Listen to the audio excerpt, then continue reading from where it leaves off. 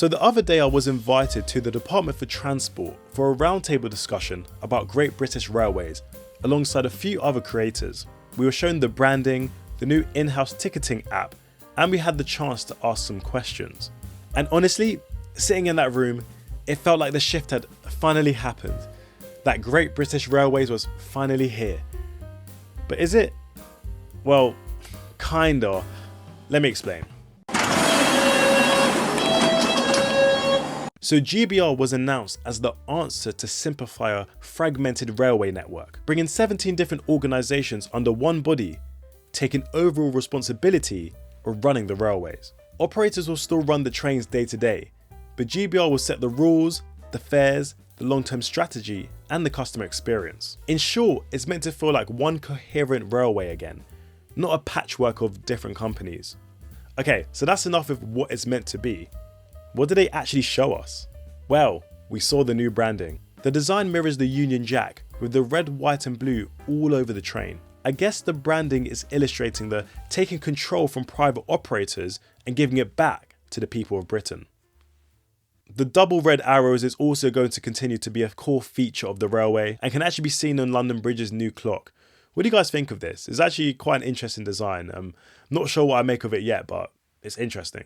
The branding will start to appear on trains, at stations and online from spring 2026. However, it will only appear on publicly owned operators, as the ones still in private franchises will be the same brand until the end of their franchise contract.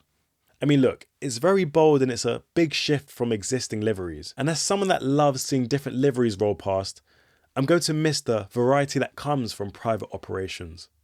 What I'm confused about regarding the livery is how is it going to look on a 5-car train? As the liveries go in one direction for half a train set and then the other direction for the other half. So does that mean the middle car is going to have half a livery facing each direction? Or is there going to be 3 cars with the livery facing one direction and 2 cars with the livery facing another direction? Who knows? They also announced an in-house ticketing app, which means you can buy tickets to pretty much anywhere across the country from one app.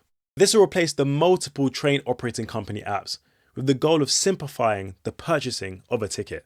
It will also have passenger assist integrated into the app for disabled passengers, as well as no booking fees. This new app doesn't mean third-party retailers can't and won't exist.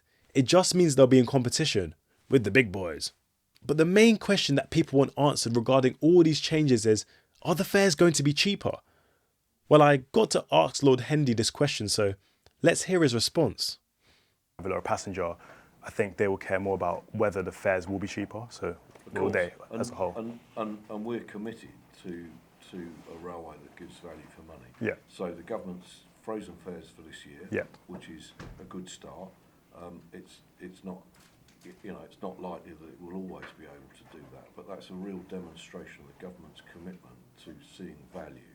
We've got to change the fare system because there's too many fares. There's 50 odd million fares, and people don't know whether they've paid the right amount for their journey. Yeah. Making it simpler in urban areas, so pay as you go, as you get in London, is already in now in Manchester and is coming to Birmingham and other places. And then the longer distance trains, we've got to set out to change this break between peak and off peak. Yeah. Peak's very expensive and half the trains are empty. Yeah. Off peak's cheaper and the services just after it starts are absolutely heaving. So we've got to do better than that. Okay. So to summarise, there'll be a fare freeze this upcoming year. There'll be fewer fares to reduce complications regarding fare prices. Pay-as-you-go will be expanded to more areas across the country, and peak and off-peak fare differences will be sorted out. So cheaper? Kinda.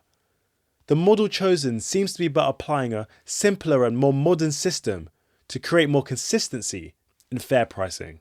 So all that being said, is Great British Railways actually here? Well, on paper it is, but there's still so much to get done, such as the new branding being deployed, the new app, the simplification in fare pricing. We still have to wait for the rest of the private operators' franchise contracts to end so they can come into public ownership. Only then will I feel that Great British Railways is actually here. From the news I've heard so far, I am mostly excited. A unified system will make life easier for passengers and less confusing overall. Hopefully it will incentivize people to choose sustainable train journeys over unsustainable alternatives. But to be honest, as a train enthusiast, I'm going to miss all the different liveries. They give the train so much personality, and having them all one livery is going to significantly reduce that. But in the grand scheme of things, this unified branding should make it simpler for commuters. And for that, I think it's worth it. Funnily enough, I'm actually reading this book about British Rail, and it's interesting to read about a time when the railways was previously nationalised, you know, all the predicaments that it was in and all the situations it had to overcome. And it's a really interesting read. Like, I do recommend, but I just really don't want a repeat of history. So yeah, Great British Railway is finally here. Kinda. The branding exists, the app is coming, and the bill is in motion. But it being fully operational is still a way off. What do you guys think of the new changes? Are you pro unified branding, or are you going to miss the unique liveries like me? Anyways, thanks for watching, and I'll see you in the next one.